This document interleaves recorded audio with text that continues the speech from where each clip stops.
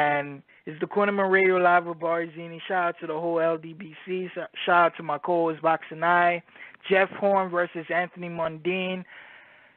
This is a good fight. This is who's the king of Australia, who is the king of Brisbane, and Anthony Mundine has been making a lot of big money in Australia. The highest paid fighter,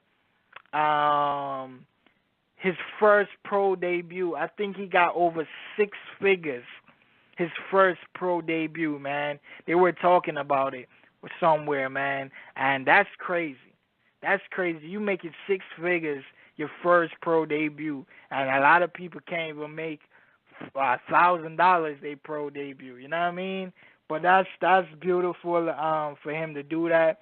But Jeff Horn has shown he's the new king. He defeated Manny Pacquiao. A lot of people didn't believe in him.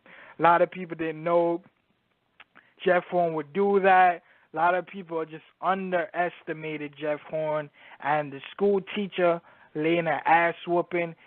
I don't know if y'all saw the movie The Warriors, right, with Tom Hardy and I forgot the other actor's name, but the teacher and the brother were in this kind of UFC fighting competition. They were fighting for millions of dollars in this competition, and even Kurt Angle from the WWE was in the movie as well. It was a great movie, but the teacher was this mixed martial art fighter, and the two brothers were y'all gotta see the movie. But it was the teacher won the tournament. He beat everybody. He won the championship and everything. That's who Jeff Horn remind me of, man. Y'all gotta watch that movie. That was a great movie, man.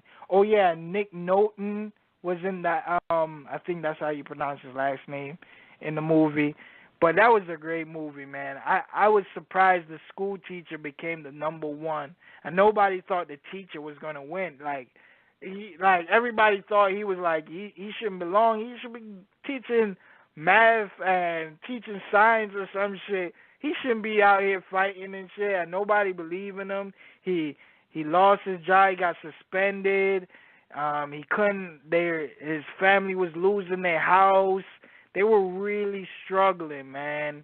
And his brother in the movie was the star, man. But he went to fight for Iraq and went to fight for the war and became a war hero. And he did an AWOL and left the army because all the people he loved died and got killed.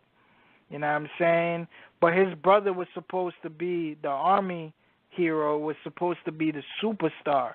Won all his fights and shit. And the older brother didn't believe, and the younger brother felt neglected by the father because the younger brother was more successful than him, right? And he stayed with his father. Y'all gotta watch that movie. But let me get to my point, man. Jeff Horn and Anthony Mundine. Jeff Horn really going to beat the shit out of Anthony Mundine. I'm surprised they fighting at a catchweight 156.5. Anthony Mundine, I guess, couldn't make 154. So this is the first fight at 154. I know Jeff Horn is sparring Dennis Hogan, who is Jaime Munguia's mandatory, the WBO. I got the chance to interview these two brothers, Dennis Hogan and Jeff Horn, on the Cornermen Radio. Y'all can YouTube those interviews. But they got those. So Jeff Horn is sparring some 154-pounders, man. Even Dennis Hogan is ranked #2 in the IBF. Well, technically #3, but you can say 2 because they don't got a #2. It's just J-Rock and Dennis Hogan. Same thing with the WBO. Dennis Hogan is #1 and J-Rock is #2. And the IBF is just vice versa, right? So I can't wait. I can't wait to see this fight.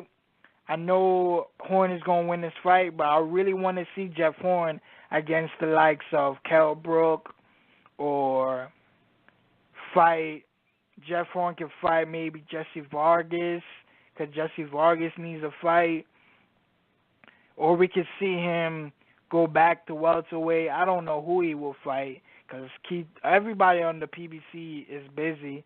Terrence Crawford already fought him. There's nobody on the ESPN.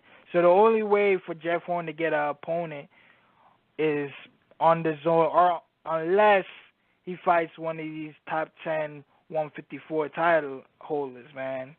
But y'all can like, subscribe, comment, click the icon bell, and it's the Cornermen Radio.